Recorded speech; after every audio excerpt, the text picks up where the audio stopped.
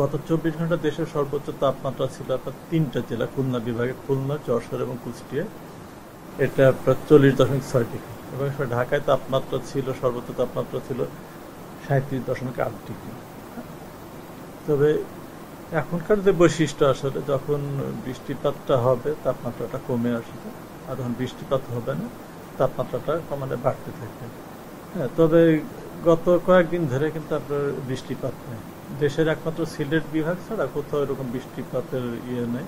এই সিলেট বিভাগে প্রায় প্রতিদিনই কম বেশি বৃষ্টিপাত হচ্ছে। এই মাসে আসলে তাপপ্রবাহ কমার ওরকম কোনো সুখকর খবর আমরা দিতে পাচ্ছি না। আসলে তাপপ্রবাহ থাকবে, হয়তো এটা অতি তীব্র বা অতি তীব্র না হলে তীব্র, মৃদু থেকে মাঝারি তাপপ্রবাহটা থাকবে। যেখানে যে অঞ্চলে বৃষ্টিপাত হবে সেখানে হয়তো কিছুটা প্রশমিত হবে, সাময়িক প্রশান্তি এটে।